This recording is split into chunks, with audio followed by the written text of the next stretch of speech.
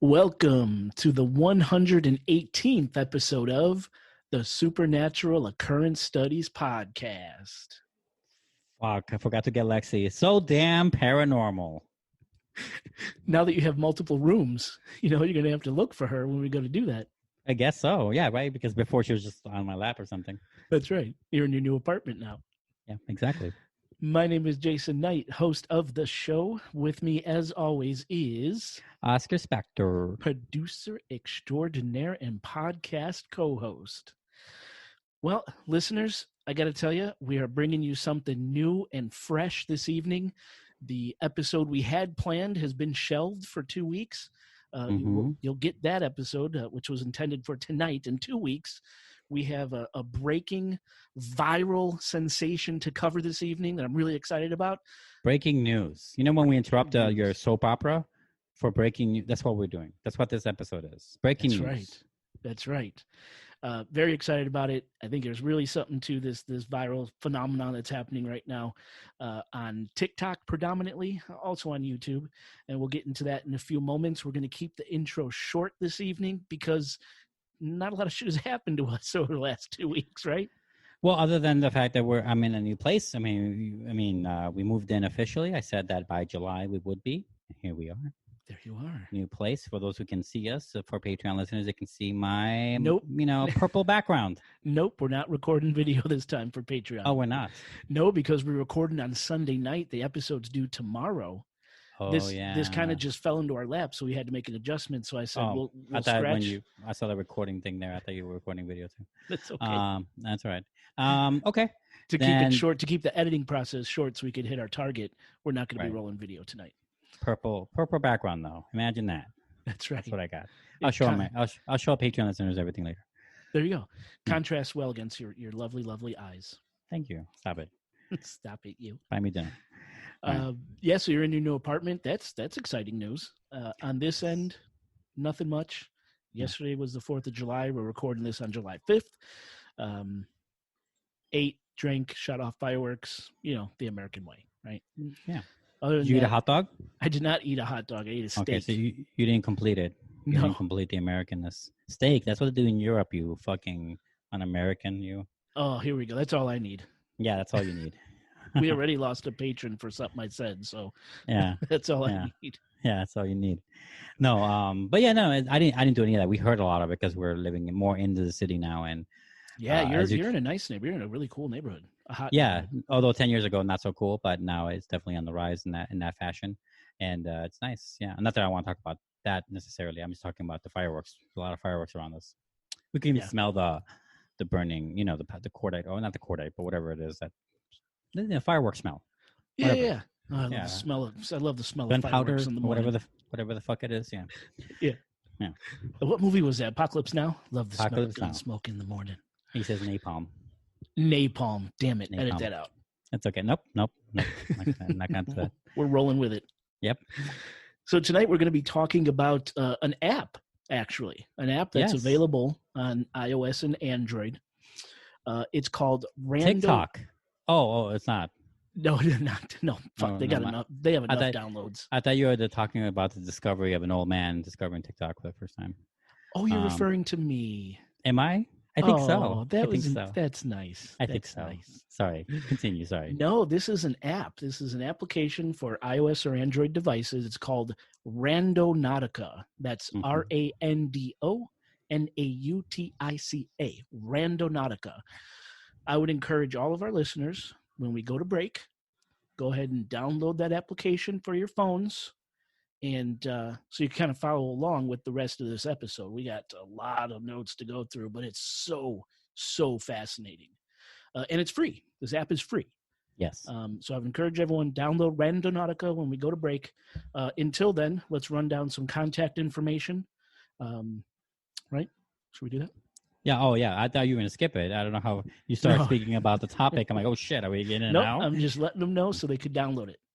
All right, cool. And I'm not getting any money for this app to tell you to download it. So no paid advertisement here. No. So, and also our watch party. God, it almost slipped my mind. Oh, yeah. It's sitting right here in my notes. Slipped mine. right? So, listeners, don't forget, we mentioned it in the last episode. For the very first time, the Supernatural Occurrence Studies is going to try to do a watch party on Twitch. And that watch party is going to be Saturday, July 11th, 2020, of course, at 10 p.m. Central, 11 p.m. Eastern, 8 p.m. Pacific. You could join us by going to twitch.tv/Sue_Oscar. And that's SIOUX_OSCAR. What he Sue said. Oscar, right? Yeah. That evening, we're going to be watching a very crazy alien themed movie called Communion, Communion. starring Christopher Walken. And it's not about him taking communion or anything. It is not. It is No. probably the exact opposite. Right. Whatever the opposite you can imagine, that's what Christopher Walken's going to be doing. Yeah. And we decided to choose this movie because, we're just coming off of our 3-part UFO and extraterrestrial series. So we figured, let's start dabbling into the what do you call it? Watch party waters with the movie Communion. Yes. And yeah, I mean, this is all my first time. All of our first times. This is a work. I'm just going to be, the first time is going to hurt because it's the first time, but we'll get there and we'll figure it out. And but yeah, it's going to be our first time. It's going to be fun to try to live a movie and react to it online. It's going to be strange. Yeah, but I think it'll be fun though. Because the most I've done is live tweeting, but that's easier. I mean, I'm just typing, Yeah. But yeah, it's going to be interesting. I can't wait. Yeah, me neither. Yeah.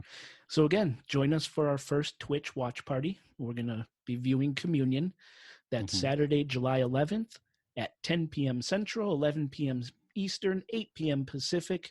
And you can join us by going to twitch.tv/Sue_Oscar. And that's SIOUX_OSCAR. Yeah, I made it really easy, that username. Yeah. Well, I never thought that username would ever go to this, like many people like this. I would never have assumed that. Blasting it out across the world. Never, ever, ever would have thought that this well, at least it wasn't something like Sweet Cheeks or some shit like that, Or Hot Tool for You, but with the letter 4. Oh, you didn't. Yeah. Yes, I did. Yes, I did. Yeah. Cool. The easiest way to contact the Supernatural Occurrence Studies podcast is by going to our website. That is chicagoghostpodcast.com. From chicagoghostpodcast.com, you get to all of our social sites, including Facebook, Twitter, Instagram, YouTube, and of course, Patreon. TikTok. Oh, sorry. No, we don't have a TikTok. I've been thinking about it. I really have. I'm just your enemy. I'm just making fun. That's all I'm doing. I'm just rabble-rousing. I'm rousing rabbles. Why are you rousing rabbles, man? Because, it's my job. Leave my rabbles alone. Patreon. Yes, you could also get to Patreon from our website. If you go to patreon.com/Supernatural Occurrence Studies Podcast, or just click the Patreon icon on chicagoghostpodcast.com, you could support the show, and for just $5 a month, get access to Patreon-only podcast episodes, video, cool swag, all sorts of fun stuff. And those are podcast episodes, by the way, that you will never hear in this normal podcast feed. So go to patreon.com/Supernatural Occurrence Studies Podcast, pledge your support to the show, and receive some pretty cool stuff. You could also reach us by calling Chicago area code 872-529-0767. That's 872-529-0767. I'm nearby that now. You are nearby that zip code area code. Oh, I'm glad you agree, because the underground sewer system starts where the area code reaches is right under, like, 2 blocks away from my new apartment. So I'm glad Jay agreed. He just said I was right. So I did. The area code is not for like above ground. It's for like the Morlocks, not the Eloys. Damn, did you pull out Morlock? Dude, I know, I'm so geeky. Nice. Yeah, I'm just showing my creds there. That I read a fucking book. Anyway, but yeah. And that's where it belongs. It belongs underground. You know those service telephones that you see in movies, especially in the 90s or whatever, Yeah. where you see underground workers, yo, I gotta, because they're from New York always. I'm gonna go clean this gasket, and they go down there. They call someone. You know who they're calling. Why is there a phone down there? Anyway, that's where this area code belongs to. Those phones.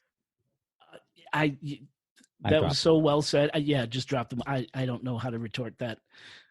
Call the number, leave us a message, send us a text. We'll read them and play them on the show. Oscar, let's take a break, give these listeners a chance to download Randonautica, and we'll come back and get into this crazy, crazy viral sensation. Yeah.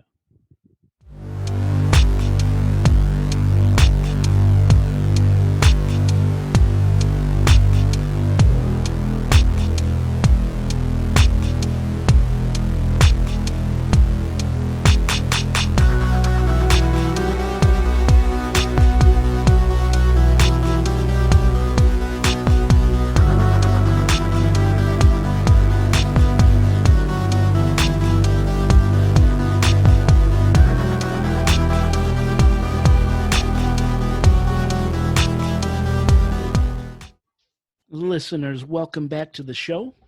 Well, the lights are turned down low, the ceremonial candle is lit, and the drinks are flowing. Let's start this episode. So, what is Randonautica? And why are we talking about it in the first place? Why did we put off an already completed show, an already scheduled show, put it off for 2 weeks just to cover this app, right? Well, first, you guys got to understand this thing, Randonautica, is viral. I mean, YouTube and especially TikTok are going crazy with this thing. That's why we're talking about it. It's not very often that we could catch something that's viral as it's happening and have it coincide with the theme of this show. It's kind of hard, especially the theme part. Exactly. Right. Exactly. It seems like every day something new is viral, right? There's some viral sensation happening, but to actually have it coincide with this theme, with the show theme, that's hard to do. Yes. We've only done it twice before. Once way back in episode 6 when we did the Charlie challenge. Was that new when we did it? I don't remember. Or it was just it had just kind of waned, right? The viral was kind of going away when we heard about it and covered it. Do you remember that episode? I do remember. I remember how it failed. It did. Well, something listeners go back episode 6. Yeah. Questionable. We have photos on the website from that episode. Something may or may not have happened. We're not really sure. We also did the Ouija board on the same show. Mm-hmm. And then we covered, remember that? Yes, I do. Yeah. I remember I wasn't in the room necessarily, or I wasn't like playing it. I let you guys play it, not me. I think it was Katie and Joe Erie, my wife. Sounds and Joe Erie that did it. Sounds yeah. Right. It sounds I wouldn't touch it. They're the life riskers, not me. That's right.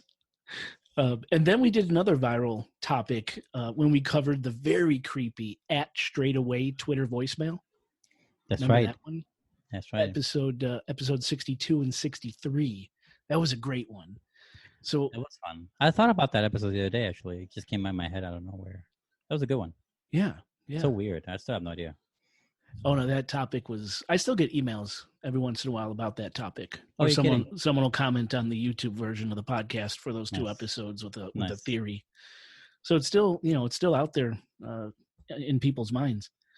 So only twice out of 118 bi-weekly episodes have we been able to catch something. Well, honestly, that's pretty good. It feels like that's a pretty good thing. You think? Maybe. I don't know. It sounds like a good ratio. I mean, maybe people can catch. Maybe not. I don't know. To me, it just felt very few and far between. Yeah. Especially being bi-weekly, 118 episodes. That's over 3 years. We were only able to catch 2, Yeah. And one was at the end of, right, with Charlie Challenge. That's right. So thanks to my cousin Mickey Michelle, when she had told me about this topic as it was happening, I knew we had to cover it. The episode we had planned for tonight, titled Movies That Kill, will be aired in 2 weeks, like I said. But now you're teasing everyone. That's right. You're such a fuck. It's a good topic. It's very interesting. For now, before we get into Randonautica, which is, again, an app available for iOS and Android devices, we first have to understand some basic terminology. Yes. First is the nerd. Nice. First is the word randonaut. Bird is the word. I said nerd. I know, but kinda then you funny. said a word after, so what's wrong with that? Sorry. I'm so excited about this. I'm screwing up. That's all right. First is the word randonaut. Now, the definition of a randonaut is a person who participates in location scouting determined by coordinates provided through random number generating techniques in order to find personal life synchronicities with an intention in mind. Okay, cool. The next word we need to understand is randonauting. Randonauting is the act of following a random set of coordinates to a specific destination, a destination which, at the end, should have significance to the intention a randonaut had in mind when the random coordinates were generated. In other words, the random destination should provide some sort of synchronicity to the randonaut. Are you following? So far. And finally, there's Randonautica, which again is the app Randonauts use to do their randonauting. It's really the user interface for a quantum number generating, coordinate making machine, which we'll talk about in a bit. Make sense? Barely. Barely. Okay, don't worry. Hopefully this will become more clear. Now, the Randonautica app gets its name from a subreddit. Gotta love Reddit, right? Called Randonauts, which I'm sure you could guess is a subreddit dedicated to randonauting. It's important to understand that randonauting was happening on Reddit before the Randonautica app was launched. Back in 2019, a man named Joshua Langfelder, who would go on to co-found Randonautica, the app, created what's called a Telegram bot called @Shangri-La_bot, which would feed GPS coordinates to users on Reddit that were looking to travel through randomness. Okay, so what's a Telegram bot? The idea of a Telegram bot came from two Russians, Nikolai and Pavel, or Nick and Paul, Durov. I'm guessing maybe brothers. Back in 2012. Now, the Pavels are the founders of Russia's largest social networking site called VK, with 97 million monthly active users. And just in case you wanted to know, Facebook has 2.6 billion monthly active users as of the first quarter of this year, 2020. Anyway, the Pavels thought that social platforms like Facebook and Google didn't offer users enough privacy and security. So they set out to develop their own ultra-secure, end-to-end encrypted instant messaging service, which they did in August 2013, and they called it Telegram. This method of instant messaging was so secure, and it became so popular that it became the preferred choice of communication for ISIS, the terrorist organization, and was actually banned in Russia in 2018. So this Joshua Langfelder guy, our soon-to-be co-founder of Randonautica, developed a bot based off of Nick and Paul Durov's Telegram secure instant messaging technology that would send Redditors random GPS coordinates, which they could go out and find in the physical world. Man, these Reddit nerds, the original Randonauts, must have loved this shit. Yeah. And now you might ask yourself, how are these random GPS coordinates generated? And that's a good question. It's the same question I had because, of course, I tried the Randonautica app and something happened to me that didn't make sense considering the coordinates the app gives you are supposed to be completely random.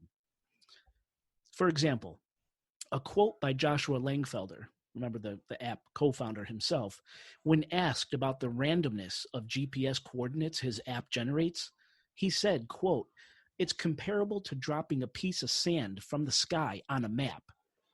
The app has no control over the coordinates it shares with the user," end quote. Now, if this is in fact true, and the Randonautica app is indeed totally random, then something anomalous was happening when I used the app. And anyway, I'll get into my story later.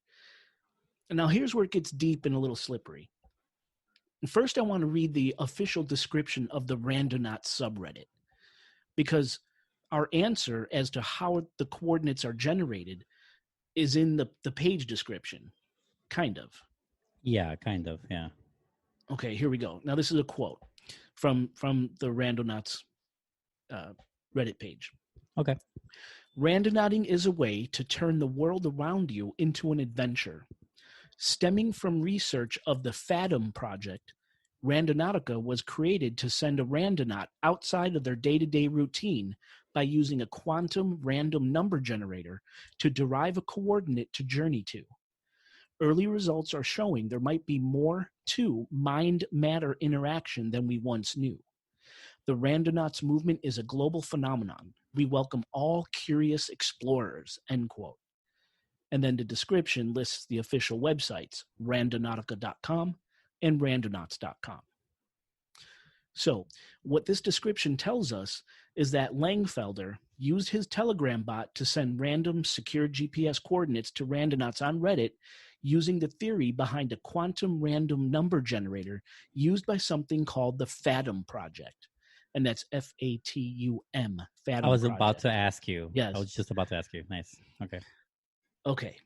According to an article published on medium.com on May 28th, 2018, the Fathom project's intent was to create a randomized number generator in order to produce the most fair, transparent gambling platform the world has ever seen. Okay. Yes. The Fathom project set out to take the questions out of online gambling. Could online betting sites and online casinos screw with numbers in their favor? In other words, is there a way to check the random numbers generated in an online betting situation after a game is completed to ensure that nothing was tampered with during the course of the game? After all, computer systems are only as good as the programmer. For the average online gambler, how the system they're betting against works is a mystery. How is the site ensuring true randomness when a deck of digital cards is shuffled or when a digital roulette ball is bounced? And then there's hackers to deal with. When billions of dollars are being spent on online gambling, bet results better be correct and irrefutable. This is where the Fathom project comes in. And from what I could tell, much of the Fathom platform is built on blockchain, which is used in cryptocurrency transactions. Okay. With blockchain technology, it's possible to record random numbers on an immutable, unalterable ledger that then make that ledger available to everyone after the game for all to see and for absolutely no one to alter, ensuring that the random numbers generated during gameplay were indeed random and were not messed with by hackers or unscrupulous website owners. So Fathom promises to provide infallible records of numbers and transactions produced during gameplay. But where are those random numbers that they're using during gameplay come from? And here's where it gets really interesting. Welcome to the fascinating, although admittedly confounding world of quantum random number generators, or QRNGs. Now, quantum random number generators used by internet gambling sites use real, organic phenomena to generate their outcome. Phenomenon like the noise from radio or TV signal waves, or they use thermal emission or even cosmic radiation to settle on a number, thus ensuring that the numbers chosen were not manipulated by a human and that they were truly random. It's like the gods themselves are rolling the dice. Now, from what I could gather from researching this episode, Fathom project uses a quantum random number generator located on a server at Australian National University. Now, I want you to make note, I'm not 100% confident when I say this is the quantum random number generator Fathom project uses. Okay. I couldn't find which number generator Fathom uses spelled out for me. And I don't know, maybe it's because of security reasons. I'm not sure. Yeah. I'm basing my guess that Fathom is using this particular number generator at an Australian National University, because this number generator is the Randonautica app's preferred number generator. And remember, since Joshua Langfelder, the co-founder of Randonautica, based his application on the theories behind Fathom Project, and the preferred generator in the app is located at Australian National University, it makes sense to me that Fathom Project is using this number generator as well. So that's what I'm going with. Gotcha. Make sense? Like the most probable suspect, like that. Yeah, exactly. So anyway, the generator. This is pretty complicated stuff. So I'm going to leave a link in the show notes to the Australian National University's quantum random number generator so you could read up on it yourself and you could test it yourself. So through the link I provided in the show notes, you could actually see, listen to, and download quantum random numbers generated by ANU's program. And I encourage you to try it. It's really cool. A little cumbersome, but it's pretty fascinating stuff. Now, the way ANU's program generates random numbers is described on their website, which I've quoted here. Quote, "The random numbers are generated in real time by our lab measuring the quantum fluctuations of the vacuum. The vacuum is described very differently in the quantum mechanical context than in the classical context. Traditionally, a vacuum is considered as a space that is empty of matter or photons. Quantum mechanically, however, that same space resembles a sea of virtual particles appearing and disappearing all the time. This result is due to the fact that the vacuum still possesses a zero-point energy. Consequently, the electromagnetic field of the vacuum exhibits random fluctuation in phases and amplitudes at all frequencies. By carefully measuring these fluctuations, we are able to generate ultra-high bandwidth random numbers," end quote. Really complicated stuff, right? Yeah. Yes. The website explanation continues, quote, "We generate these random numbers by splitting a beam of light into two beams and then measuring the power in each beam. Because light is quantized, the light intensity in each beam fluctuates about the mean. Those fluctuations, due ultimately to the quantum vacuum, can be converted into a source of random numbers. Every number is randomly generated in real time and cannot be predicted beforehand," end quote. My God, my head hurts. Yeah, I might be a little lost in this one.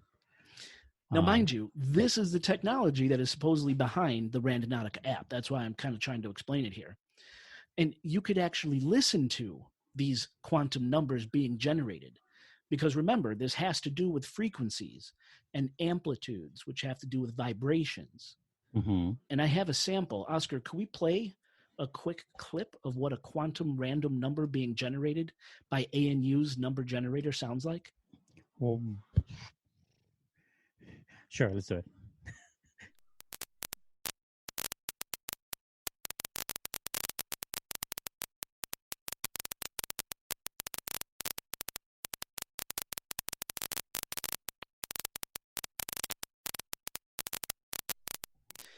Now, I know that sound clip sounds just like static, but it actually means something to the scientists.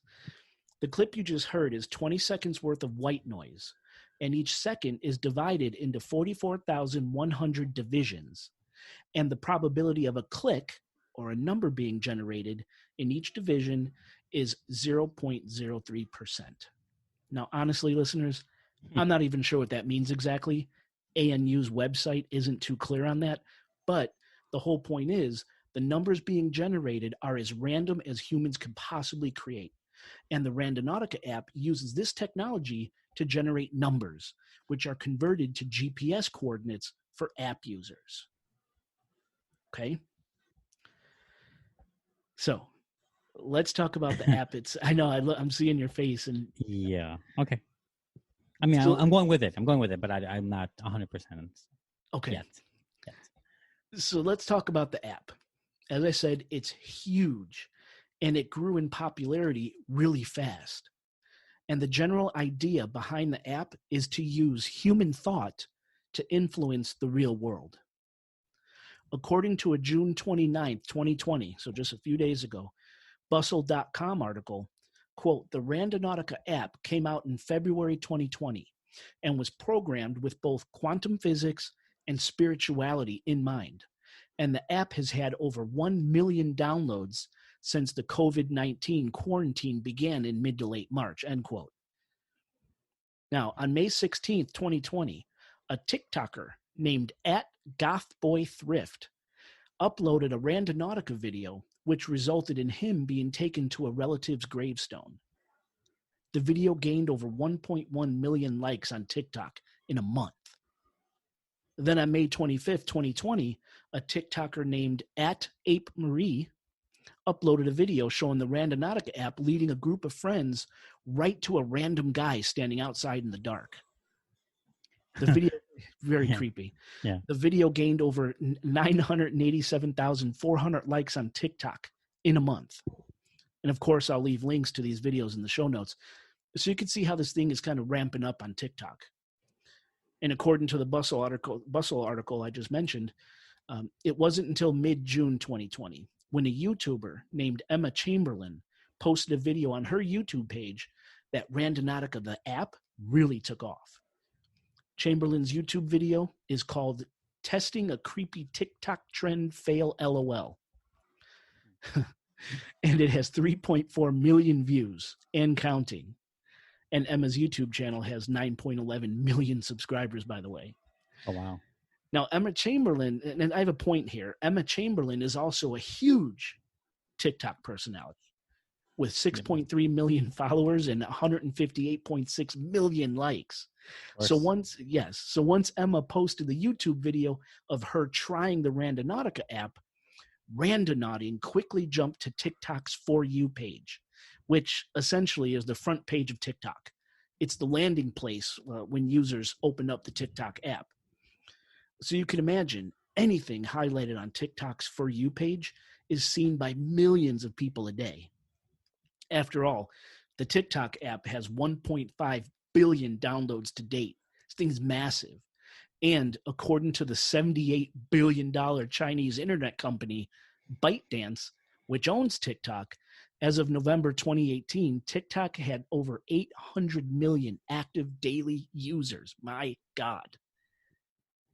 So when Randonautica hit TikTok's For You page, thanks in part to Emma Chamberlain, that's when the Randonautica app exploded, as did the TikTok videos of people showing their very creepy results when they used the Randonautica app.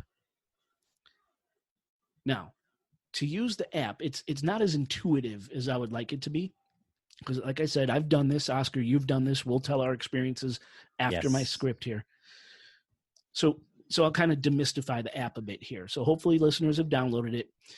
To use it, first you have to share your location with the app so it could find random locations near you. Next, you must choose the type of location you want to go to. And there are 4 of them.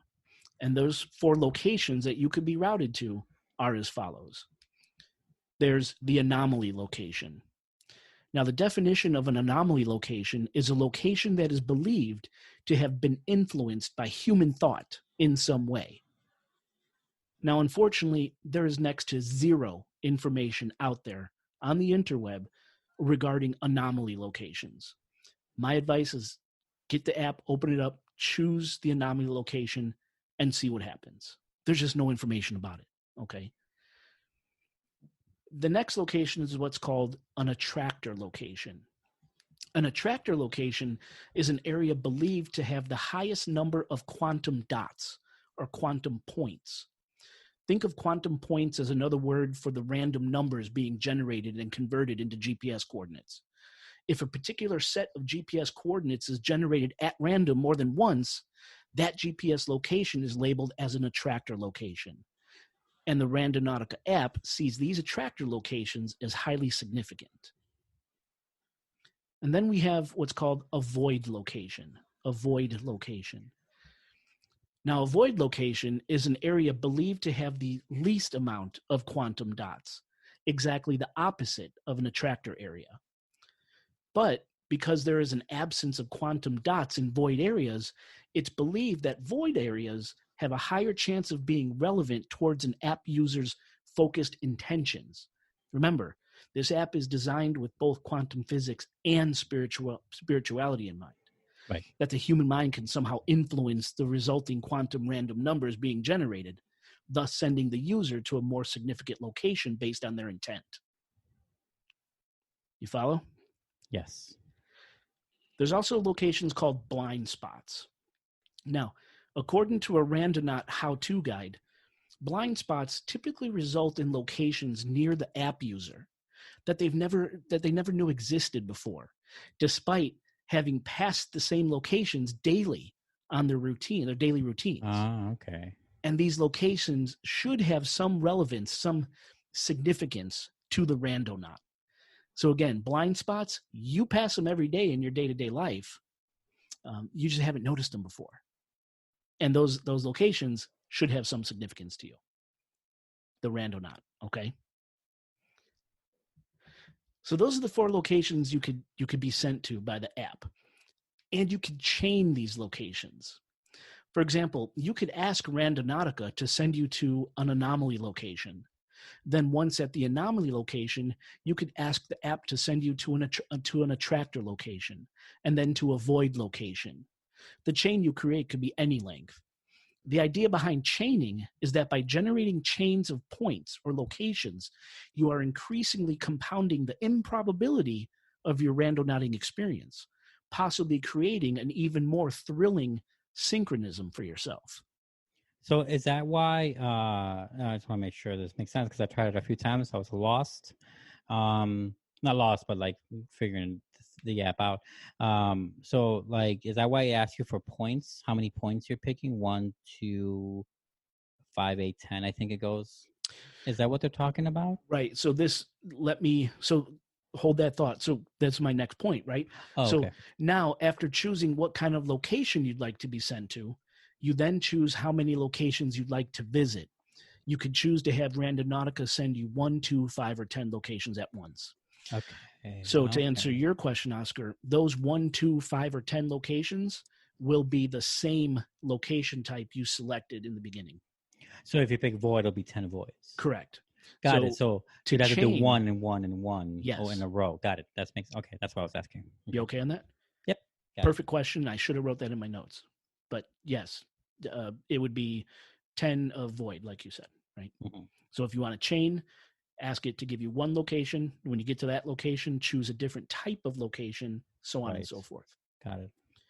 To increase the probability of having some sort of synchronicity or existential experience or something weird happen to you. Okay. And finally, you get to choose where the random GPS coordinates are pulled from. And there are a number of selections from which to choose. The suggested source by the app is the Australian National University's Quantum Random Number Generator, which we already covered in somewhat detail. Okay. Yes, we did. That's the one they suggest. You could also choose something called temporal phone as a source, which likely uses your cell phone's current date and time as input. Okay. Then there's an option called temporal server as a source. And as far as I could tell, this uses your phone's CPU clock cycles as input, or it uses Australian National University's quantum number generator server's CPU clock cycles as input. Unfortunately, there's hardly any information out there about this temporal server option. But those are the 2 I could gather. Either it's pulling from the CPU of the phone or the CPU of the server that holds the quantum random number generator over in Australia. Okay. Or you could also choose camera as a source of input. Okay.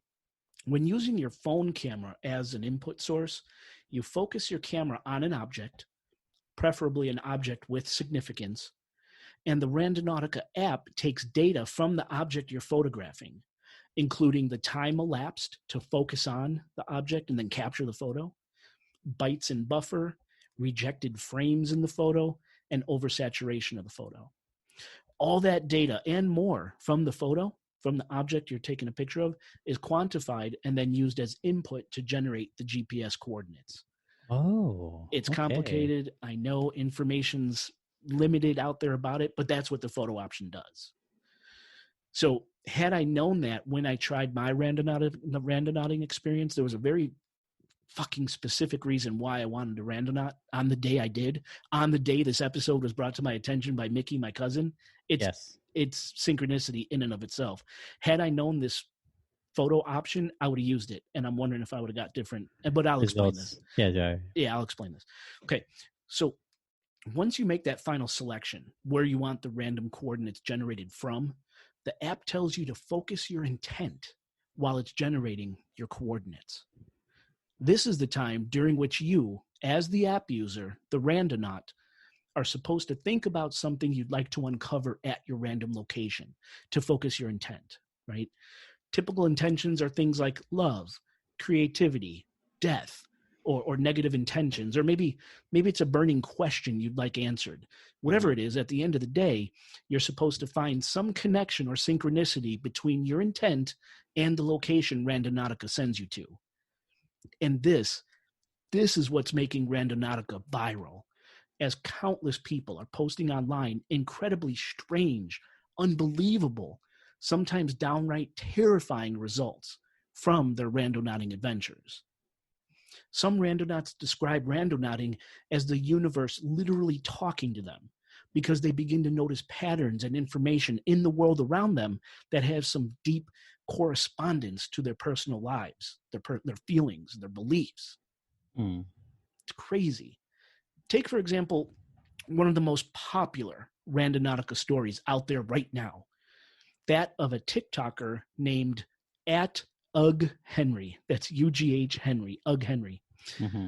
Ugg Henry, whose real name is Joe. I'm just kidding, it's Henry. So Henry and a group of friends followed a Randonautica result to a beach in Seattle on June 20th, 2020, this year, right? Right. Once they reached their GPS coordinates, they discovered a suitcase near the water, kind of on a rocky shore. When they opened the suitcase, there was a large plastic bag inside, and they said it stunk bad. You can see all this on video. Turns out, the group called the police, and sure enough, Randonautica led them straight to a dead body. Human body. Dead human body. Yeah. Now, some people would chalk this up to a hoax, a way to get likes on TikTok. But this story was actually covered in the news. I read a CNN article posted on June 20th, 2020, the same day as the Randonaut discovery, that actually talked about a suitcase being found near the water on a Seattle beach containing human remains. Simply unbelievable. Now, I'll leave a link to the TikTok video of Ugg Henry and the CNN article in the show notes so you guys can see this for yourself. We're not making this up. Fucking Randonautica, man. Other videos show Randonautica leading a user to a family gravestone. Like I mentioned earlier, it's supposed to be random, right? Yeah. Randonautica sent one girl to a location where someone had just been shot. Like the wounded man was still being cradled in his girlfriend's arms, and the Randonaut was the one who had to call the police to report the incident. Now that's creepy. Dude, someone was led to a field of flowers that were specific to her dead sister. And a lot of people have been led to dead animals or to creepy cult-like structures in the woods. Ooh. I didn't know that one. Yes. Oh, it's nuts. One randonaut on Reddit claimed that when using the app, their intention was sad. This user claims the app routed them to an abandoned house in the woods where there appeared to be two nooses hanging in the house, indicating two possible suicides. Right. A randonaut focused his intent on a mythical creature, and Randonautica led him to a cemetery where a tombstone featuring a sphinx was very nearby the GPS point. Mythical creature. The list goes on. Yeah. I like this. Oh, go ahead, please. I read a few too, and some that came to mind. For example, one person was like worried about paying a big bill that they couldn't afford, and they hit the Randonautica. They went to it, and that's what their intent was. They were thinking that. I don't know if they took a picture or not of to use the phone version, the camera version of the thing. I see. and it led them to like this car parked, and it had a sign in the back windshield or whatever, that said, I don't remember exactly, I'm paraphrasing, something about like, don't worry about money, life is more about, more than other things than money, and stuff Oh, like that. Like, and another person was like looking for rainbows. He thought rainbows, and he was in this forest, and he took a picture regardless, because he always takes a picture wherever the GPS sends him. yeah. And he didn't notice till he saw the picture later, but in the picture caught the rainbow of in the picture only, though, not, and you couldn't see it with the naked Wow. eye, stuff like that. So Listeners, I'm telling you, this is some really freaky shit. yeah. This is crazy. I have a rainbow example right here. Mm. Um, a Reddit user tried the app, focused their intent on the image of a rainbow. Randonautica led them to a car wash whose sign was lit up in rainbow colored lights. You're kidding. I That's mean, awesome. synchronicity, man, just so crazy. Another user's intent was love. Yeah. And Randonautica led them to a house that had a sign in the front yard that read, quote, all things grow with love, end quote. So weird. First, I'm just reading one right now. The latest one, 11 hours ago. First Randonautica experience, my cat's missing collar. Led them to the collar. Yeah, wait, so it has a picture of the collar on it. Yeah, so for example, there's that one. While Oscar's looking, listeners, I beg you, if you download this app and you try it, let us know so we can do follow-ups to this stuff. Oscar and I had our own experiences. We want to hear yours. Please contact at chicagoghostpodcast.com. Go ahead. It looks like you got another one. I do. Intention was something broken. Took me to the river near my house where I rescued a cliff swallow drowning. Its tail is broken. Taking it to the bird rehab now. This was 9 hours ago. First time intended was love. Took me to a location of my first kiss. Get out. That's what it says here, and it took a picture of a baseball field or something. Yeah. See, it's still happening. That you said was 9 hours ago. Yeah. Yeah. This stuff is viral, folks. Check it out. Please let us know. And there's tons more. Like Oscar just pulled it up, basically real time, right? Yeah, basically. And the things that are happening, these people would have never otherwise seen it or experienced it. And more often than not, you're led to these locations that have significance to your intent. It's so fucking weird, man. I had this one possible, like, not theory, but maybe like an idea of what's going on.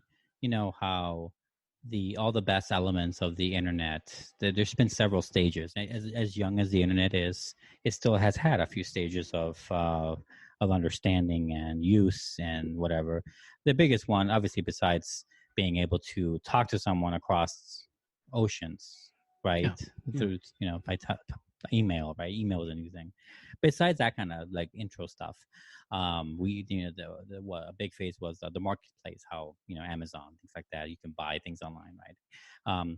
But after that, and a big one that people still use today for good and unfortunately for bad is social media.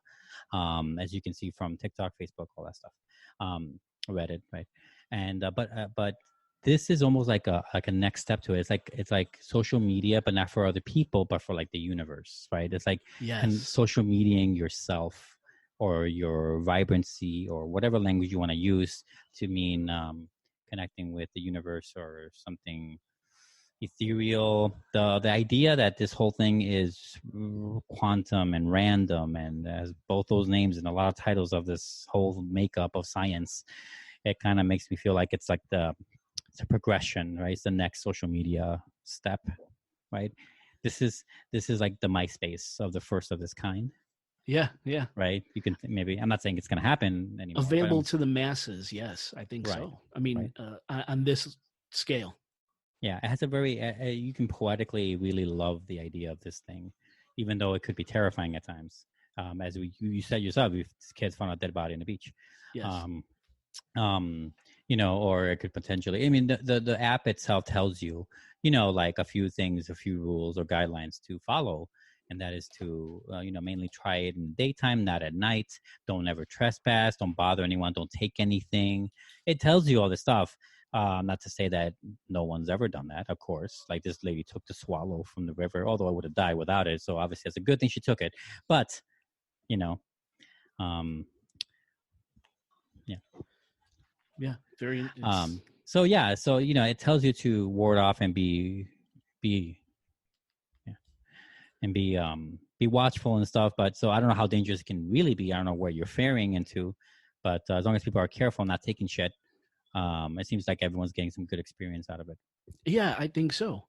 And I think the big question here, I think, is what happens when we do something the universe doesn't expect. Now think about it. How structured is your life? Think of those routines you do every single day, your predictables, the places you go, the people you see, the routes you take, even the things you enjoy or don't enjoy for that matter. It's like we're programmed to some extent. And I know I am. I'm a total creature of habit, no doubt. I mean, we all are. I mean, no Right. one is immune to it, right? Even Exactly. people who are like, who we would see as not that, or if you try your hardest not to be that, that in itself, you're doing something routinely. You want to follow something, even if it's randomness. Yes. It's all a routine, but yeah, we all follow it somehow. Yeah. Yeah. But the question is, what happens when we break that programming? What happens when we start to do truly random things? Break the matrix, so to speak.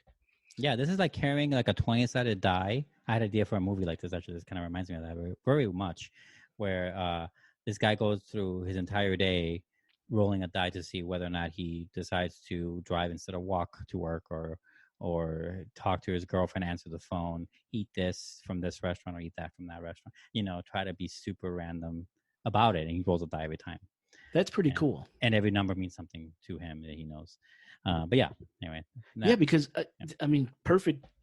I think that's a perfect example because I think when we break the matrix, so to speak, Yeah. we could find magic, terror, new love, new dislikes, new skills, new friends, new ideas, right? Yeah. And randonauts actually have a term for this line of thinking, or more like terms for this line of thinking.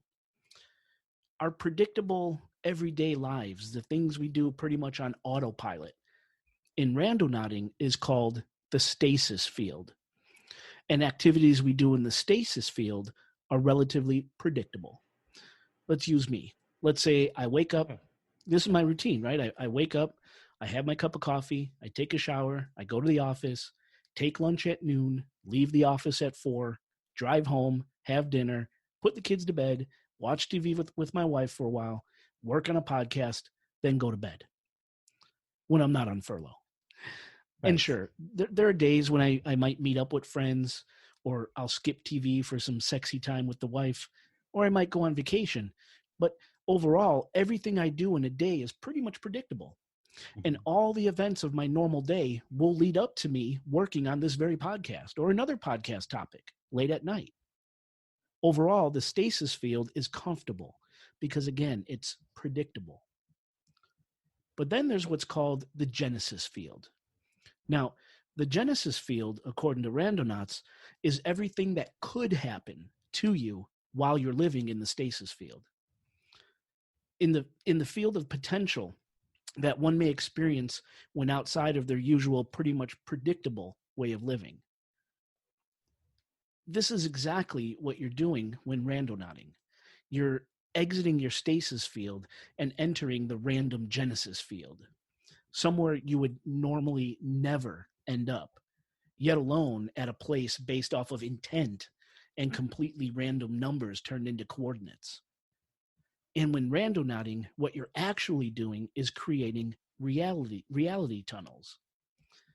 Think of reality tunnels as tree branches branching off into different directions, or life experiences, where at each point in time you make a decision, you branch off into a new reality tunnel consisting of implications of that decision.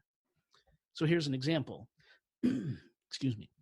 Mm. Say in my normal stasis field day, on my way home from work at 4 p.m., I decide to stop my car, pull up the Randonautica app, focus my intent on creativity, and drive to the resulting GPS coordinates.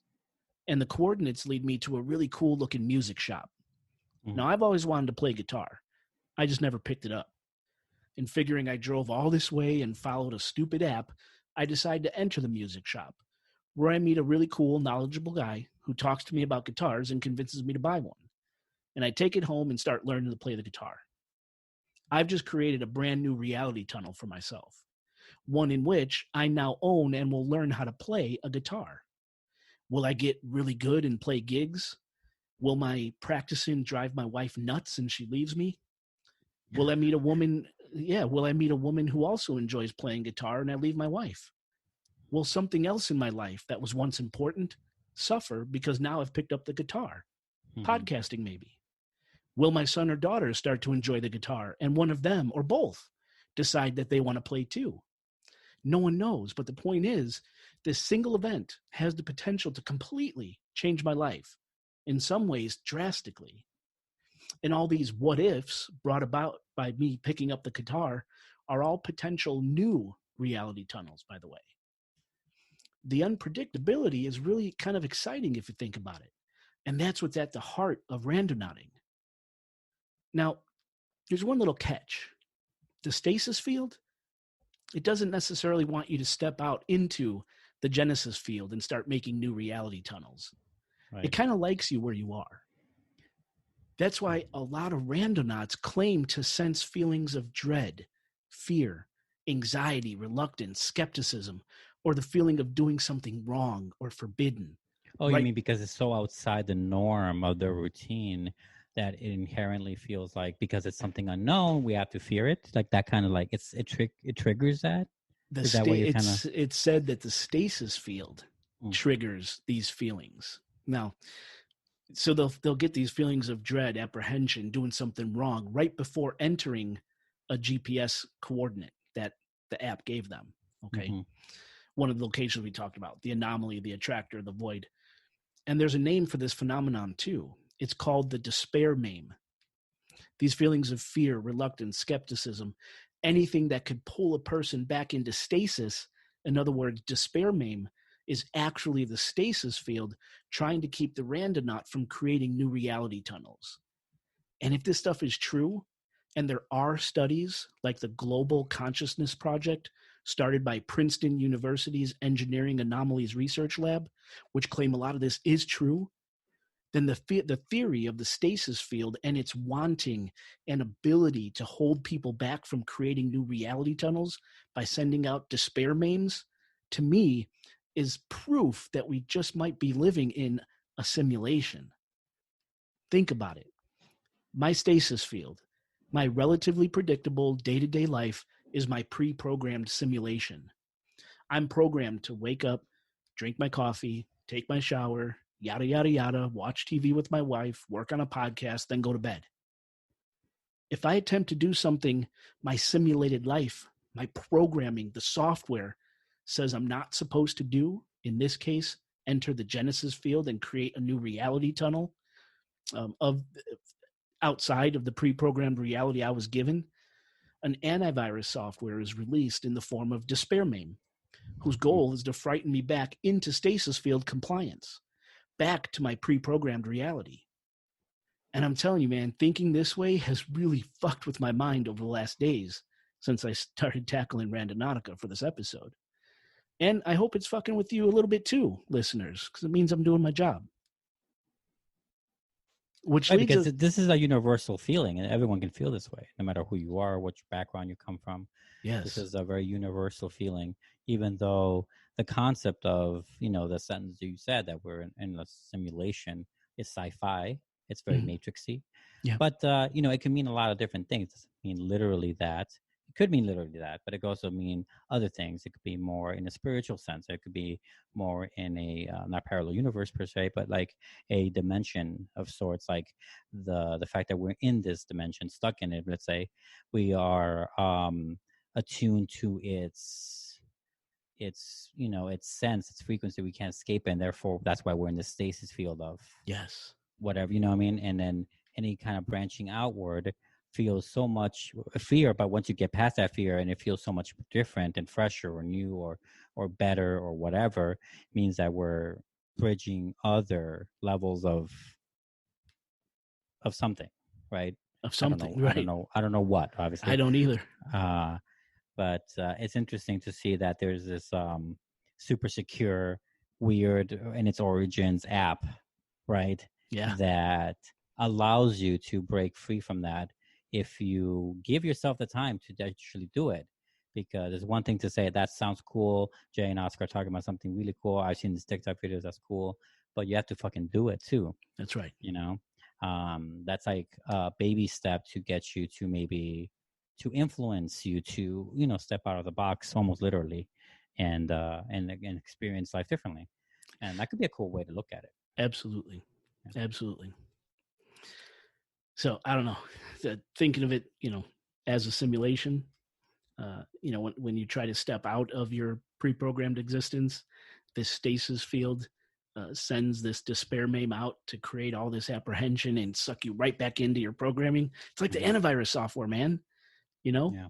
That's what happens when programs corrupt, or you download the wrong thing. Antivirus picks in and brings it back to normal, back to stasis. Yeah. It's so crazy. Which kind of leads us to what happened when Oscar and I tried the Randonautica app. So do you want to go first, or do you want me to go first? Yeah. Well, I just have one more analogy, and that's please. I love analogies. And Donnie Darko, not Danny, and Donnie Darko. Do you remember that scene when the water comes out of your chest that leads you, that gives you the path? Like when you first have an intent to, let's say, go to the bathroom, so it starts going in the direction of the bathroom, and you follow it. It's like you're following it, even though it comes ideally from your intentions, but not really, right? It's almost like if you are doing that and you suddenly skip away from the water, start walking a different way, right? It's kind of like that. Like it's your pre-programming, like essence. It's like you're fucking with, almost like in that movie, in that sense. Yeah. Kind of reminds me of that. Like if you just suddenly make a right turn and it doesn't know that you're making a right turn. Yes. Kinda So like what would happen to that focused intent, I guess, coming out of Donnie Darko, right? Right. First of all, what would happen to that water stream? For I don't know what it was supposed to be, but it looks like water. It looks and like what the would baby happen? abyss is the abyss. Huh. Yeah, from the abyss. Good call. Yeah. But then what happens to Donnie Darko? Right. Now that he's outside of that, right. I guess I'll call it pre-programming, right? Right. I mean, it was scary for him. And if you want to talk about the what do you call the shame? What I think you said despair. Oh, the despair meme.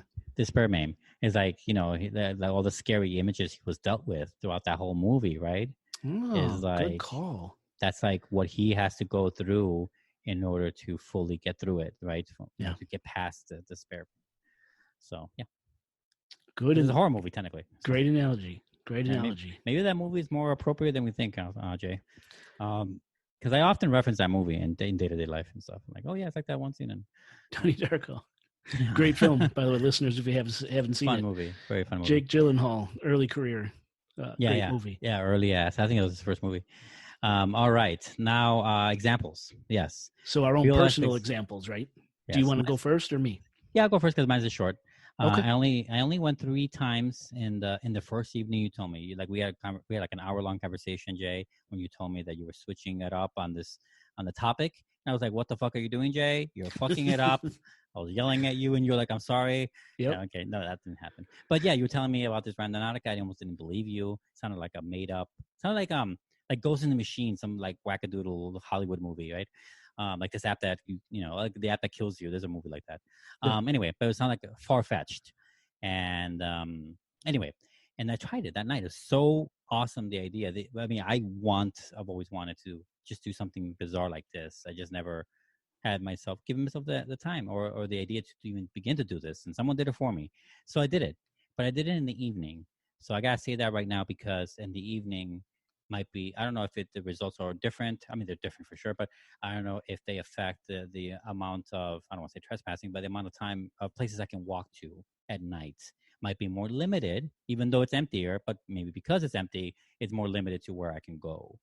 So there we go. So I did 3 at night, 2 by myself and 1 with Lexi. The first one I did by myself led me to, oh, by the way, the intent was playful, something playful. That was like the word I had. I tried to put images in my head too. For some reason, I thought like a children's swing and slide. For some reason, playful playground. I think my mind did that. But either way, it didn't lead me to that.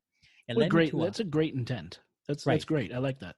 Something playful. I wanted to have fun, right? Like that kind of mentality. And it led me to in Oak Park, the small and the street of Oak Park, not the town of Oak Park. It led me to this pinpointed GPS thing. It was a house, though. it was at a house in the middle of a block of a residential neighborhood. It wasn't like between other buildings. And I parked in front and I made sure I'm in the right place. I didn't get out though, Jay, because I wasn't sure. It was dead. It was dead at night. It was like I don't know maybe 11 p.m., maybe 10 p.m. I don't remember. And I didn't know what to do. It was my first time, and I wasn't sure if I was supposed to like try to go to the backyard to actually be on top of the geo point, because I would have to go in the to the house, but I didn't want to trespass, so I didn't do that. I didn't even get out of the car to like listen in on something. I didn't hear anything. No, you can't. You get shot. No, I'm not saying I was going to go in or anything. I just wanted to see if maybe I can go to the sidewalk. I didn't walk to the sidewalk either. I could have done that and see if I could hear something or just notice something, and I didn't. And then I was like, okay, I don't know what to do. Maybe I did it wrong. So as I was about to leave, some guy came out, not to check up on me, but like he came out. He was like leaving the house that the GPS point led me to. He was leaving the house. He went to his car as I was leaving. He didn't give me a weird look or anything. It was just some dude. It wasn't weird at all. He wasn't like. This is strange, Oscar. I was there for like about a minute. This is strange. This is strange. Synchronicity. I'm going to save it, but I do want to mention you brought up a point here, the GPS point, the pin, right? Yeah. So that's the thing with Randonautica. You can't just pull up to an address, right? Yeah. You have to get to that pin. Yeah. And it seems from you doing it, me doing it online, you don't just pull up. You have to get to that pin, and that oftentimes involves walking, right? Yeah. So you didn't make it to the pin, correct? Well, I didn't want to trespass. So. Correct. And there's synchronicities with what happened with you and that guy walking out. But maybe that pin would have led you to a swing set in the back of that house. There's your playful, right? Something like that. But yeah, it's possible. Yeah. But the what I wanted to point out is that you got to get to that GPS pin. No, I know, yes. And you said that. I remember you told me that earlier in the day when you first told me that we were switching ideas and all that. And I thought of that, and I was like, "Fuck!" I may have fucked it even if I don't know, but I don't want to go there. Right. But maybe I could have found an alley, and not every place has an alley, but most Chicago streets do. Maybe I could have found an alley and seen enough, maybe, to see if I could see the backyard, if it was the backyard that it was pointing me to. Who knows? But I nixed it. I was like, whatever. And also, I didn't know what the ANU stood for, the Australian whatever you said. I didn't know what the temporal phone meant. I didn't know what the temporal server. I didn't know what that meant. I just picked random. I know. I had no idea what I was doing. I picked void the first time, I think. I don't remember anymore. It's so pretty. The app is pretty poor when it comes to explaining that stuff. That's why I wanted to break it down in this episode. Yeah, I'm glad you did, because that's why I was like, I really want to listen so I can remember. I want to try this in a good way next time. So I tried it again, and it led me to. Oh no! Wait, no. It was once by myself, twice with Lexi. That's right. I got that wrong. I thought it was twice by myself. So anyway, I went home, picked up Lexi, and we're like, we want to try this thing out. We're going to try it out. Let's go. So we picked the next place, and it led me to. Super weird. I couldn't do it again. I could stop and walk to the place because it led me in the middle of a highway. What? In the middle of a freeway, in the middle of the street, in the freeway, on the freeway. It was on 90, 94. I always forget those two. But it was right in the middle. It was around the exit of Irving Park. Okay, yep. Yeah, it was around there. And it would I tried to GPS it there, and I did, and then it would pass it, and then it would just let me to another way to get back on the highway to find it again. What was your intent? Our intent was aliens. Aliens. Yes. We try to both do our intent that way. And my images were, unfortunately, hokey alien images, like FBI, like not FBI, what do you call it? X-Files images. Okay. I even had the upside down pyramid in there at some point. I'm sure, like I just had images rolling through my head. Yeah. I just try to focus that way. I don't know how. Anyway, but we went there, but we couldn't go, and we decided we were not going to stop on the side of the. We could do that if it's an emergency in Chicago, but I didn't want to do that, and at this time, so we didn't do it. So like, okay, let's try one more. So yeah, exit Irving Park. You're not very far from O'Hare Airport at that point. Mm-hmm. O'Hare Airport, of course, has had many UFO sightings. Yeah, we tried looking at the sky while we were driving around there, but we couldn't stop anywhere to actually look up, and we couldn't stop on the freeway. Like, so it's just weird. Yeah, no. So we're like, okay. So I'm like, okay, forget it. And also, we don't know what any of these things mean. Temporal phone. I'm pretty sure I put temporal phone every single time because I thought that because I was using my phone, that's what I needed to do. I think I just went with logic, but not knowing what it meant. So, but now that I know, I'm just gonna put ANU every time. Yeah. Anyway, so the third time he had a result, and I do have a picture. I don't know if I can send it to you, Jay, if you want. I think I did send it to you. Right? Oh, I think I do have it. Yes. It doesn't matter either way. I took 2 pictures because I'm not sure which of the 2 things they wanted me to look at. But anyway, so we did it again. Again, aliens. And this time I pictured actually the Betty and Barney Hill. Oh. Or the abduction case. Anyway, I thought of it because that was recent in our heads because of the shows we did, the alien extravaganza shows we had. Yeah. Anyway, so we did that. It led me to a place that I could actually walk to. It led me to it was by a Burger King by my house. It was by Kuma's. So I live by Kuma's Corner. So it was like 1 block over on what's that street? California or Sacramento? Whatever. Anyway, we were there, and it led us between like this.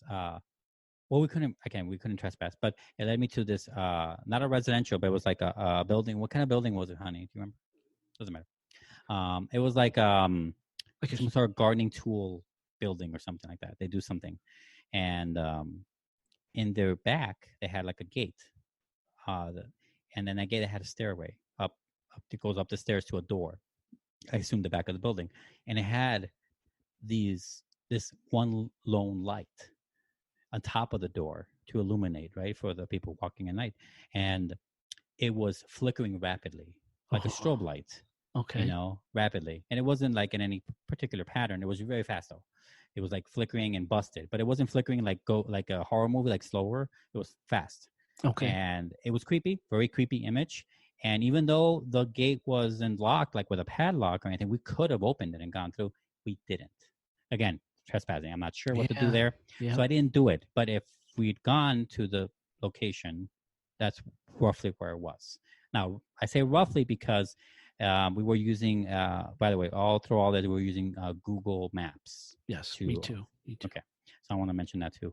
But I wasn't sure if it maybe meant the door next door, the building that hits that almost. That's why I sent you 2 pictures of one of that front door that had like a lot of colorful, and also like old door that was there, had a lot of colorful little scratches and images on it, like stickers, old stickers maybe. Yeah. And I tried to see if there was an alien sticker on it. That would have been something. Okay. I couldn't find it. Maybe it's in the picture. Maybe I didn't look that closely. I'm not 100%. I didn't have a flashlight either. Although I do have my phone, I didn't use the flashlight. But, like tonight, we actually walked all the way around because there's alleys across there and all that. We walked all the way around, and we just kept seeing that it was inside. It was like somewhere in there. Yeah, we had the GPS pin. Yes, the pin itself, right? And we just couldn't like walk around enough or to see better from other angles. Yeah, enough.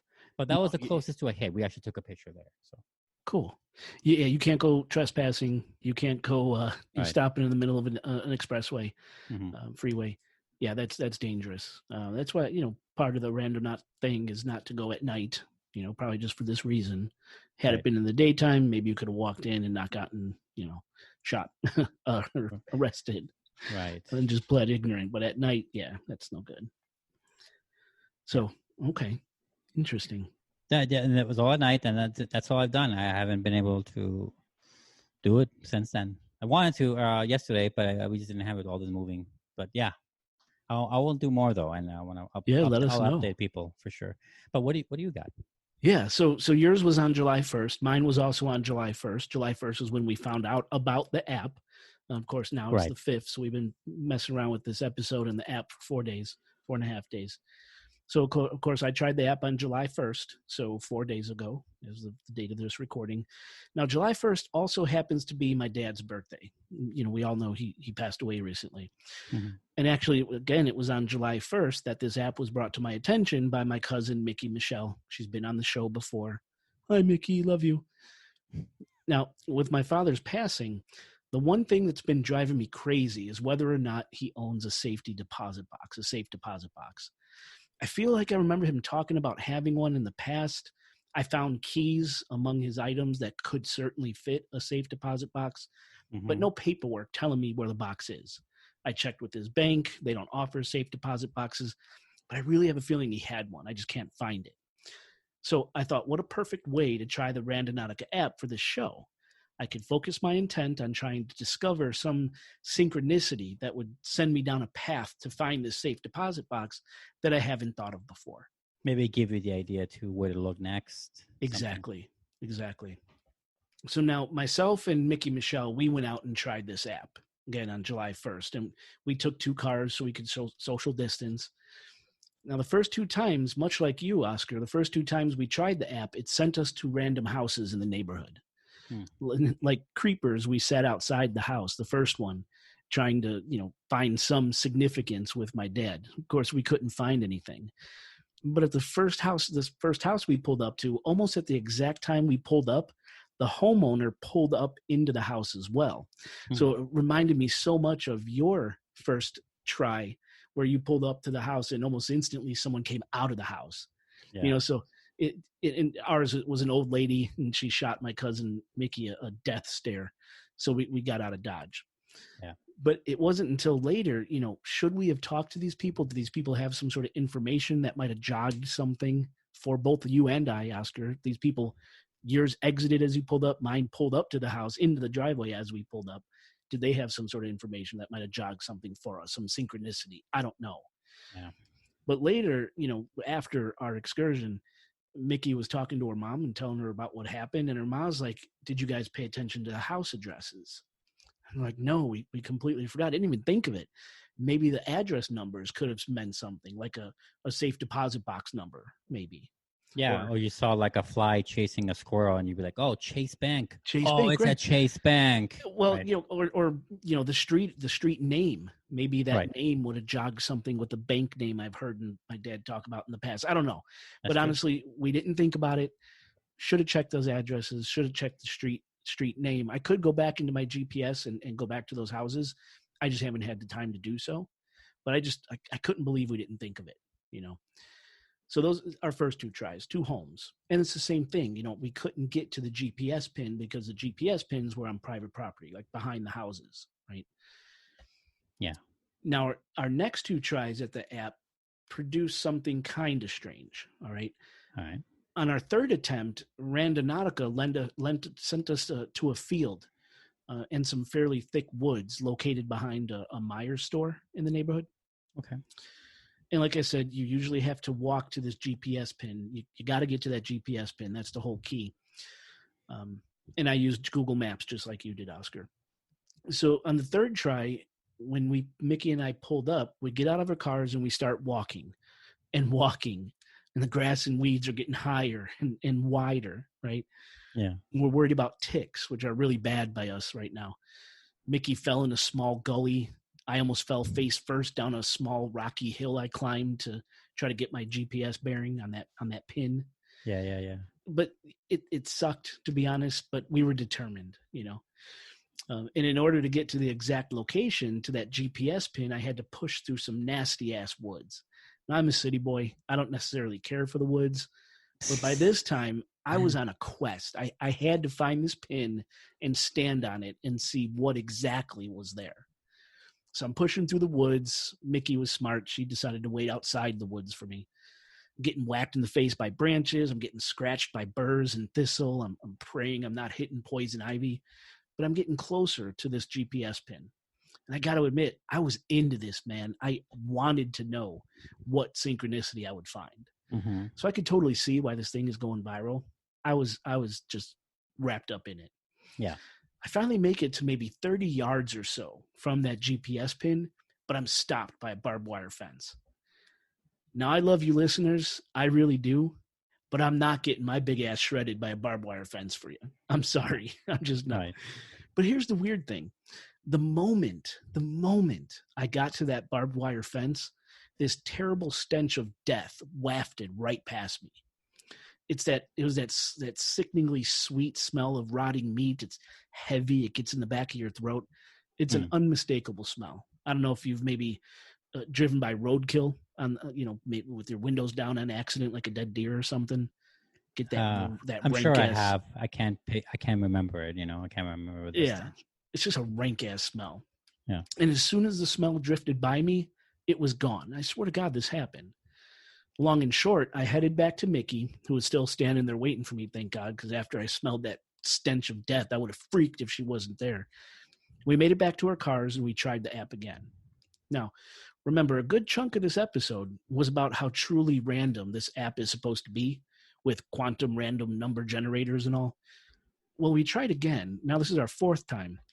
And once again, we followed the GPS coordinates. This time it led us to a parking lot behind an apartment complex here in the neighborhood. But the GPS pin wasn't in the parking lot. It was off in the distance, through a field, through some woods, past a barbed wire fence. Turns out this GPS pin was the exact same location as the third GPS pin we got, the one where I smelled the stench of death. Yeah. Only this time we had to get to it, to the GPS pin, through different means, through an apartment complex's parking lot and across a different side of the same field as before. Now, I don't know what this is supposed to mean. Either the coordinates being generated by the app aren't as random as they'd like you to believe, which I myself don't think is possible, considering Randonautica is getting the numbers and the coordinates from ANU's quantum number generator. Right. Or there really was something significant at that GPS location I was meant to find. I just wasn't going to get sliced up to pieces in the process. I don't know, man. I just don't know about this app. And then a little later, once Mickey and I went our separate ways, she heard people talking in her garage back at home, and she thought it was her mom and dad. And Mickey went out to the garage to say hello, and no one was there. And I had the trunk of my car open on its own twice, shortly after our randonauting adventure ended. Now, I don't carry car keys. I use my car's numeric keypad to enter the car and lock the car. Yeah. And it's a push button start. So as long as I have the keys in the car at all times, I never have to carry a set of keys. It's awesome. Meaning I didn't have keys in my hand to accidentally hit the trunk release button. Inside the car, the trunk release button is located on my dash behind the steering wheel. So there's no way possible my knee could have hit it as I was getting in the car. Yet it happened twice. Once as I was driving away from a store after picking up flowers for my dad and some groceries. Remember, this was his birthday, July 1st. Yeah. I was going to the cemetery. And then again later at the cemetery as I was driving away from my dad's plot. Both times that I started to drive away, I got a warning that the trunk was open. I look in the rearview mirror. Sure enough, trunk wide open. No, I didn't go into the trunk that day. I didn't put groceries in there. I put the groceries in my back seat, and I never went into the cemetery, into the trunk. I never went into the trunk at the cemetery. And if I'm being honest, it freaked me out, man. Like something was following me. Like the Randonautica app had unfinished business with me because I never made it to the exact GPS coordinates it gave me. You know, That's one way freaked to me look at it. out. Or that stench of death was something that you just carried over spiritually in your trunk, and then followed this girl and you again I don't know. from there. It could right? be. Well, And then the second time it took you from the other side because you missed someone, you missed another spirit. It was right there, and you missed it the first time, so it sent you back over there to go get that one. so strange to Yeah. get the same location twice.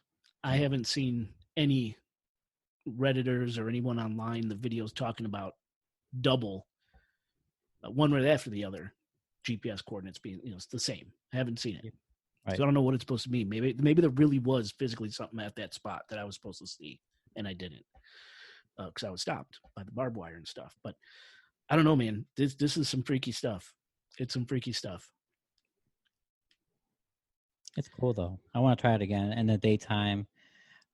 Give it some real time. And that's another thing that we forgot to mention is that you can set your parameters. I think it only gives you 3 options, like 1,000 meters, 2,000 meters, or 3,000 meters, something like that, right? Distance you're willing to travel. Yes.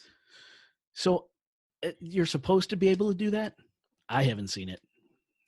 You haven't seen that in option? the app how to do it. Yeah. Oh, there's an options button. There's a help / options. I think. There you go. Haven't seen it. I didn't play with that. Oh, okay. Yeah, just scroll right. At least that's the way on my phone it's set up. Scroll right, hit options, and there's another sub menu. From there, you can find it. I don't remember exactly. To the distance you want to travel. Oh, right. Willing to travel. Right, because I was kind of hoping that it would just give me something to walk to. I didn't want to drive, I guess. And in the last one, the Lexion I did. Yeah. We just want to walk somewhere, So we were kind of hoping that it would show me, a place to walk to. But no, everything was kind of you have to drive to it and then get out and walk. Yeah. Right. So I don't know.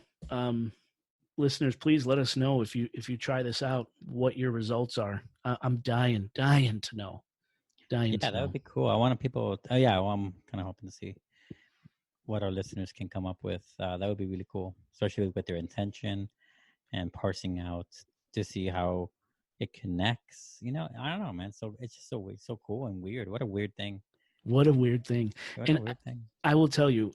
So I mentioned earlier in the podcast episode the Global Consciousness Project Yes. that was started over at Princeton. They study this stuff. And according to them, there's actually they said around 70 quantum random number generators located throughout the world. Okay.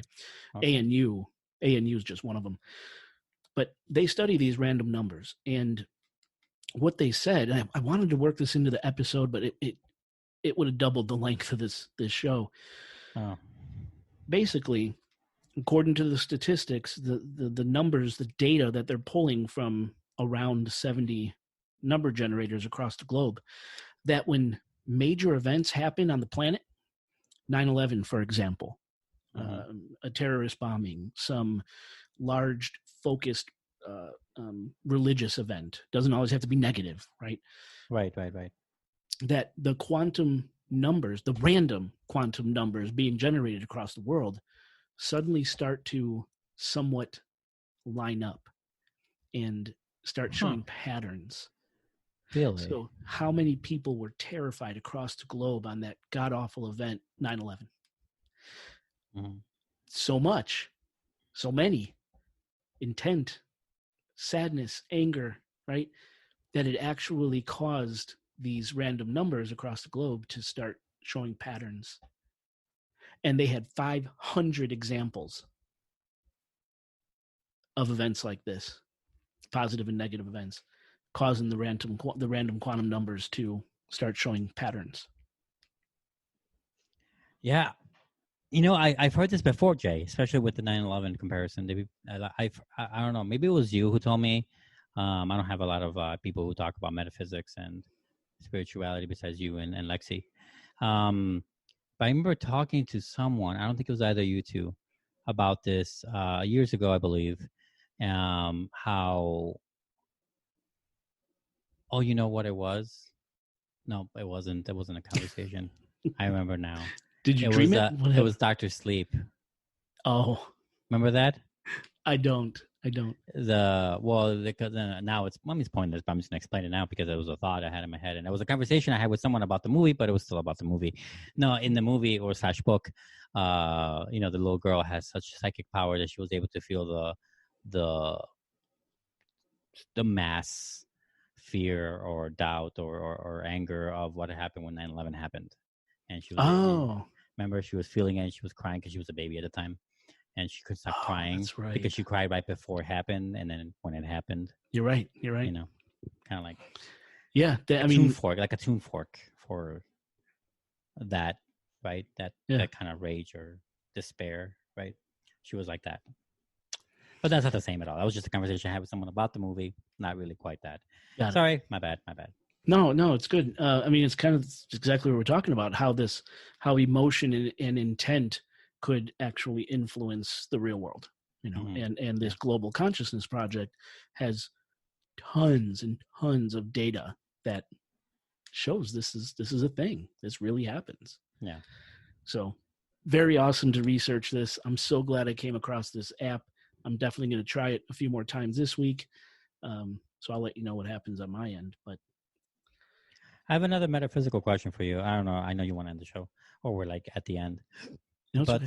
It was about the whole thing with the stasis field, how routine we are, how any kind of stepping away from it, or even thinking of stepping away from it, can be scary, can be thought as unknown, and therefore scary or angry, something to fear, right? How it like activates something in us, right, to fear it. I wonder if, because at the same time, though, this randomness, it feels, it sounds sexy, it sounds awesome to do, to you and me, to others too. Maybe to most people, maybe to everyone. It sounds appealing in theory. Yes. I wonder if that makes us kind of like, is that like a daredevil thing in us? Kind of like how people that jump off cliffs, do that, like they're thrill seekers, or people who you go to roller coasters, right? Yeah. Is it like that, but for the mind as opposed to for the body? Well, first of all, don't forget when stepping outside of your stasis field, your day-to-day programming, the reluctance you would feel, the fear, the trepidation, I'm doing something wrong, that's not, according to this, that isn't you. That's not internal. That Oh, is right. external. That is stasis Keeping field. you in. I know. It's an external force working on Yeah. you, on your psyche. So that first of all. Second, yeah, I don't know what drives a daredevil because I'm not. So I don't know. That's a really good question, man. I was curious about that because when you told me about it, I couldn't do it fast enough. I know I couldn't do it in the exact moment because I was doing so many other things. It was daytime when you were telling me all this, and I did it at nighttime. Yeah. But that same day, I couldn't wait to get a time or some free hour to try this. I couldn't wait to do it, and I was curious as to because I remember feeling that way. I remember that feeling. It just happened a few days ago, and I was just thinking about it now, and it kind of feels like a thrill-seeking behavior, or like the dangerous aspect. Maybe because I inherently know that the states field want to keep me in, so therefore trying to escape sounds like fun, but like Yeah. exciting, but dangerous, kind of exciting. You know how that one episode of The Simpsons where Homer and Marge starts having sex outside, but we're away from That's people. right. Yes. You know that they enjoy the thrilling parts of almost getting caught. It's kind of like that, right? But read differently, not read larger or smaller, just read differently. It's kind of like that. Like we all have that in us, even if it's not like through jumping cliffs or having sex outside, but like this other thing, what we're talking about here, the randomness, right? The quantumness. Yeah. I don't know. It could be maybe it's like maybe that's like because it is appealing to me. And if you're listening to this and this whole show, Randonautica is appealing to you, then ask yourself, how do you feel about that? Do you feel like it is something that is thrill-seeking behavior on some sort of like inner metaphysical level inside you? Or is it something else? Is it like the body trying to get out, the mind trying to always get out no matter who we are, what we are? But since the stasis field keeps us in all the time, in the matrix, so to speak, is it impossible? Whatever. Write us in, let us know. Contact at chicagoghostpodcast.com. I could talk about this forever. There's so many roads to take with this topic, Yeah. Yeah. It's got me hook, line, and sinker. No doubt. Completely changed the way I think about some things. Yeah, maybe we some could important things.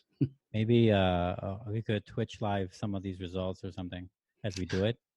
Oh, a Randonautica watch party? Well, not exactly a watch party, but for example, like let's say you're gonna do it, I'll give you my account information, of course, and then you go out because you could have it on your phone. Yeah. And just start like you have like okay, it's time me to this, and you can just start walking and streaming it at the same time. I think you can do that. I love it. I've never done it before, but I'm sure it's possible. I think that would be so fun. Unless you want to get TikTok or something. No, right? Well, your face. That's funny. Yeah, no. I don't want to get TikTok. I don't want to. I love there's also Facebook streaming. That's not like. Yeah, I mean, I would love to do a Randonautic adventure for the listeners live. That would be great. That would be so cool. So, hope we've blown your mind a little bit tonight. Yeah. Oscar, any final words? No, man. It's not. I gave it my final. Yeah, it's not good. Everyone, go explore. Go find your shit. That's right. Yeah. Remember, the world knows. Remember, didn't we have to sign off with that in the past? I don't know. You change so many things. I do. I can't keep up with you. I like to change things up. It's like I get bored easy. A second, like either someone tells you, or the second you think something is stale, like we gotta change the whole intro. We gotta change all of our sponsors. Oscar, we gotta change everything. I can't. Why do I keep saying and question everything? Why do we have to question everything? I gotta step out of my stasis field, man. Right. They just come up to me and start saying all this stuff. I'm like, I just said hi. That's all I did. All I did was wake up this morning. Let me say hi to you. Right. Let me say. I'm kidding. But yeah. Okay. All right. No, that's it. I don't have an exit. Well, Oscar, take us home.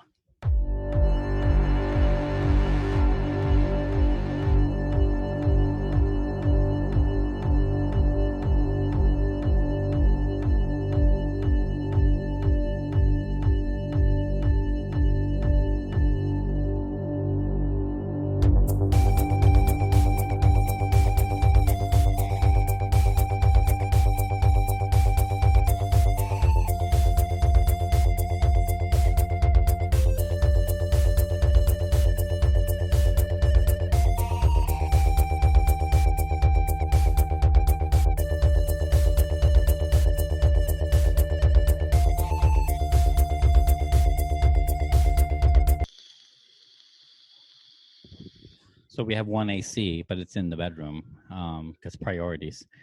And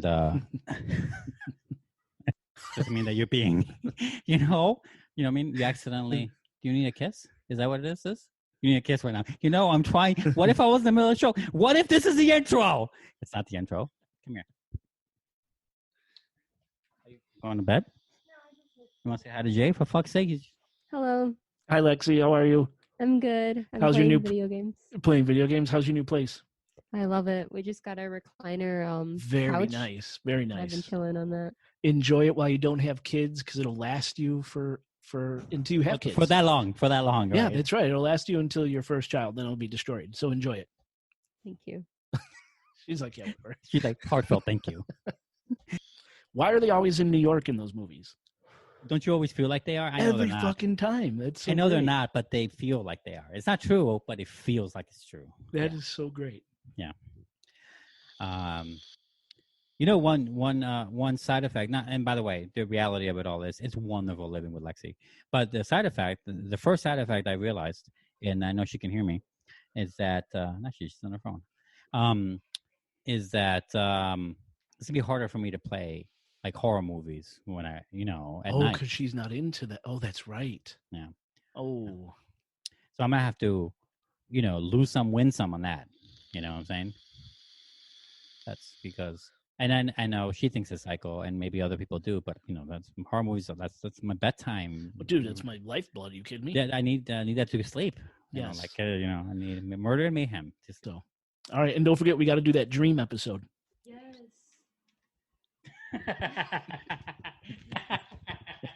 Wait, what did I do? That look you gave me means that you haven't researched one page of this thing. Is that is not true. That is, I don't believe that for a moment. Yeah, well, you better believe it. Oh, you have tape in your hair? Go fix your life, honey. Go fix your life. Take care of that important thing called life. Yeah. Yeah, that's true. I just thought about it. The NutriBullet, the juicer thing. Yeah, none of this shit's for me. There you go. Although I can make mud slides with that NutriBullet. I just gotta figure it out. Yes. But no. Oh, yeah. good. Yeah. Hey, Okay. Yeah. Sorry. Okay. Sorry. I don't know what to say. Yeah, and there's nothing to say. I'm just making it weird. All right. Very awkward right now. Making it awkward for you, and it makes me feel awkward now. All right. Yep. So serious face.